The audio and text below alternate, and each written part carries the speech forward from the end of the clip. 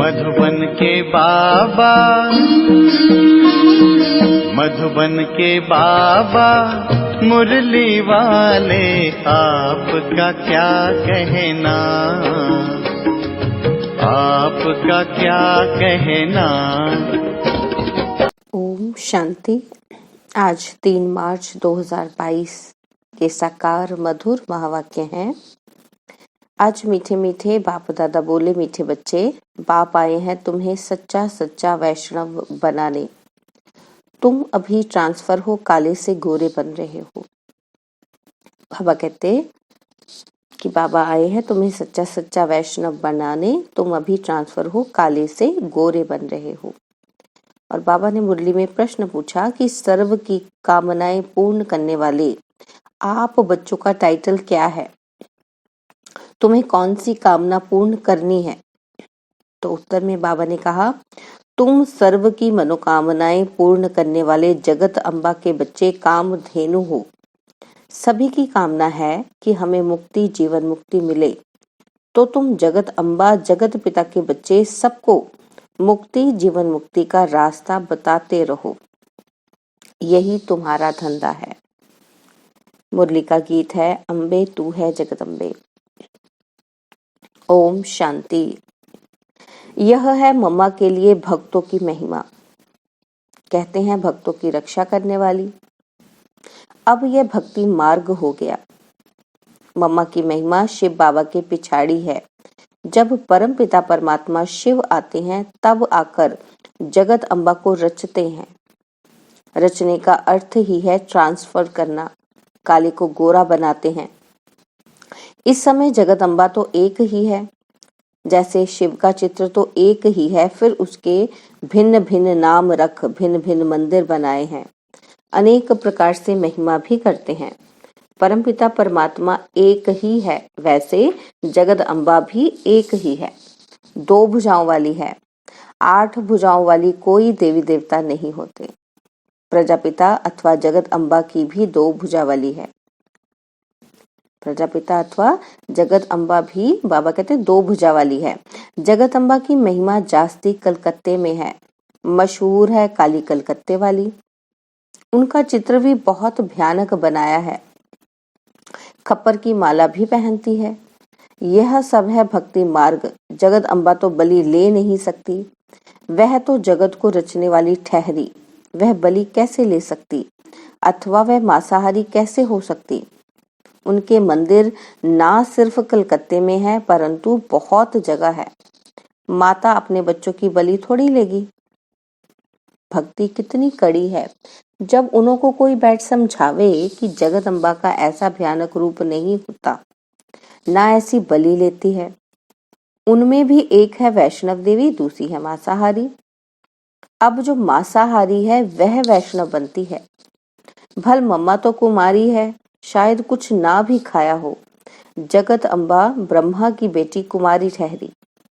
अब कुमारी को फिर अम्बा कैसे कहा जाता, यह समझने की बात है। कलकत्ते में बहुत पूजा होती है, बहुत भयानक शक्ल बनाई है। जगदम्बा की तो ऐसी शक्ल हो ना सके। वह सबकी मनोकामनाएं पूर्ण करने वाली है।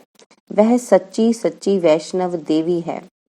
उसके पिछले जन्म में जरूर मांसाहारी होगी, फिर वैष्णव अथवा पावन दैवी गुण वाली बन रही है सारी संगम युग की बात। तो जगत अम्बा के मंदिर में जाकर महिमा करनी चाहिए। पहले बताना है निराकार आत्माओं का बाप भी है, फिर साकार प्रजापिता ब्रह्मा भी एक है, ब्रह्मा की बेटी सरस्वती भी एक है। वह कभी बलि आदि नहीं लेती। पहले सुंदर थी, अब सांवरी है, फिर सुंदर बनेगी, तो सारा कुटुंब भी सुंदर बन जाएगा। बहुत जगह अम्बा को 2 भुजा वाली ही दिखाते हैं। समझाने से तो कोई समझ भी जाएंगे, कोई तो झगड़ा भी करेंगे। हंगामा करने में देरी नहीं करते, तो समझाने में होशियार चाहिए। बाबा कहते तुम बच्चे हो कल्याणकारी। मम्मा भल पहले कलकत्ते में गई थी, परंतु ऐसी मुरली नहीं चली थी। जगदम्बा है एक, तुम अनेका अनेक बच्चियां हो। नाम तो एक का होगा ना। एक के ही अनेक मंदिर बनाए हैं। अब कलकत्ते में भक्तों को इस पूजा से छुड़ाएं कैसे। उन्हों को भी पूज्य तो बनाना है ना, तो वहां जाकर कोई समझावे। इस समय वह जगदम्बा सबकी मनोकामनाएं पूर्ण करने वाली बैठी है।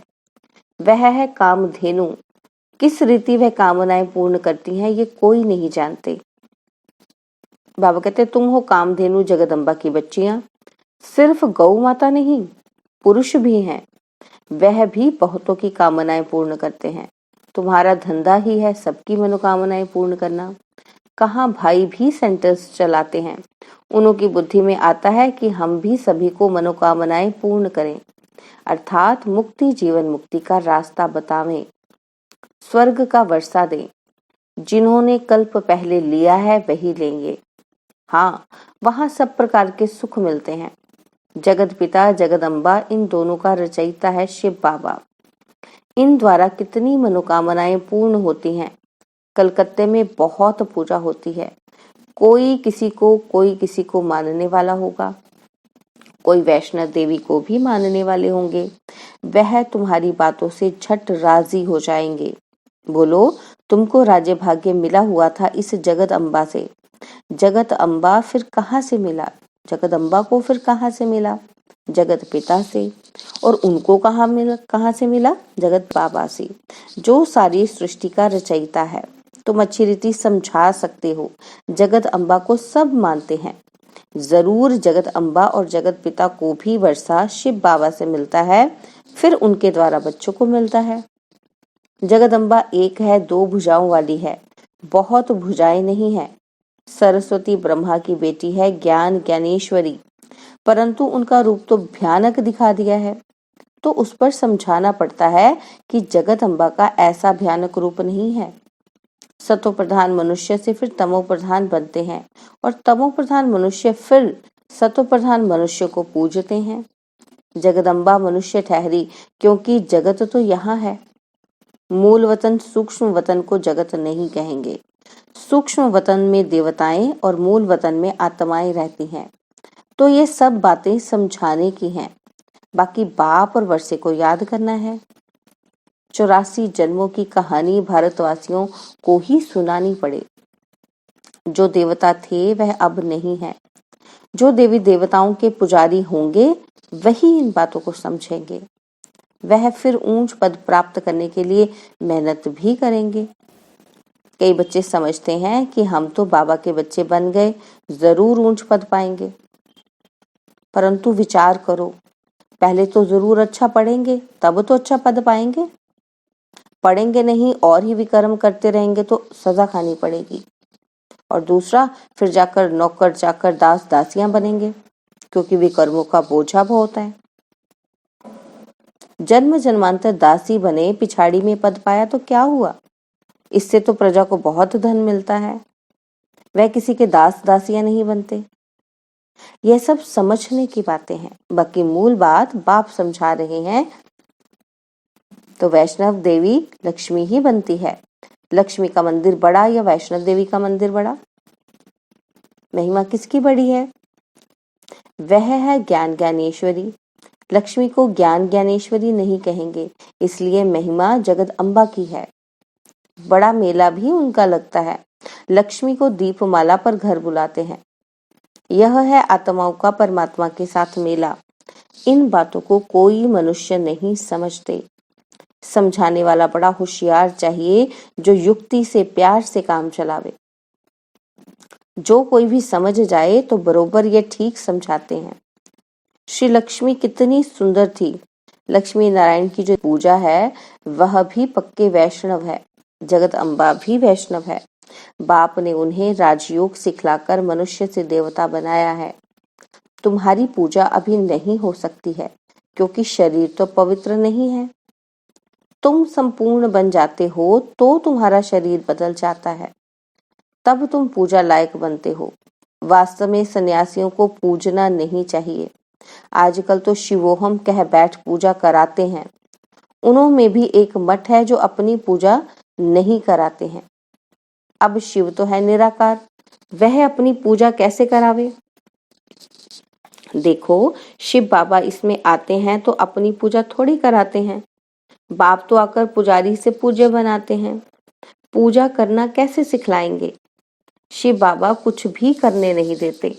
कहते हैं राम राम भी मुख से नहीं कहो, केवल बाप को याद करना है। याद करना कोई जाप नहीं है। बच्चे बाप से वर्षा लेते हैं, बच्चा थोड़ी बाप का जाप जपेगा। तुमको भी जाप नहीं जपना है। जाप और याद में रात दिन का फर्क है। पॉइंट्स तो ढेर नई नई मिलती रहती हैं समझाने के लिए। यह भी जरूरी बात है और यह भी पाप है। क्या जरूरी बात है कि यह भी बाप है? यानी कि ब्रह्मा भी हमारा बाप है। इनसे मिलता है बेहद का वर्षा और लौकिक बाप से मिलता है हद का वर्षा। ब्रह्मा के द्वारा हमें वर्षा मिलता है बेहद का और लौकिक बाप से ये मटेरियलिस्टिक दुनिया का वर्षा मिलता है। इस पारलौकिक बाप ने कल्प पहले भी वर्षा दिया था, अब फिर देने आए हैं। बुद्धि में सारा ज्ञान फिरना चाहिए जिससे मनुष्य देवता बन जाए। देखो, ज्ञान मार्ग में समझाने की बड़ी मेहनत चाहिए जिससे मनुष्य की जीवन हीरे जैसी बन जाए। दुखी तो बहुत हैं, एक दो में लड़ते रहते हैं। बाप आकर ईश्वरीय संप्रदाय बनाकर फिर दैवी संप्रदाय बनाते हैं, इसलिए लड़ाई झगड़े की बात ही नहीं। ईश्वरीय दरबार में कोई आसुरी रह न सके। मूत पलीती कपड़ों को यहाँ बैठने का हुक्म नहीं है। बाप समझाते रहते हैं, बच्चे कभी आपस में लड़ना झगड़ना नहीं। सतगुरु का निंदक ठौर न पाए, यानी सतयुग में ऊंच पद नहीं पाए। सतगुरु जो स्वर्ग का मालिक बनाते हैं उनकी निंदा करें तो ऊंच पद पा न सके। यह है सारी यहाँ की बात। परंतु वह अपने ऊपर ले गए हैं और मनुष्यों को डराते रहते हैं। यहाँ तो पूरा पवित्र बनना है। वह गुरु कर लेते हैं लेकिन पवित्र नहीं बनते हैं। गृहस्थी को गुरु बनाने से कोई फायदा नहीं। यह है प्रजा का राज्य, फिर दैवी राज्य बनाने वाला समर्थ चाहिए। बाबा आया है आसरी दुनिया को दैवी बनाने। दैवी धर्म की स्थापना हो जाएगी, बाकी सब धर्म वाले खत्म हो जाएंगे। कहते हैं भगवान आकर फल देंगे। इससे सिद्ध होता है कि कोई भी निर्वाण धाम में जा नहीं सकते। बाप ही आकर राजयोग सिखलाते हैं। बाप कहते हैं मैं तुम्हारा परम पिता परमात्मा हूँ, मेरे में ही सारा ज्ञान है, मेरे को ही पतित पावन कहते हैं। मैं ही तुमको राजयोग सिखलाता हूँ, तुमको फिर औरों को सिखलाना है। समझाने वाले सब एक जैसे नहीं हैं, तुमको नोट करना चाहिए। अच्छा भाषण करने वालों को भी सब पॉइंट्स उस समय याद नहीं आती है, बाद में ख्याल आता है यह सुनाना चाहता था।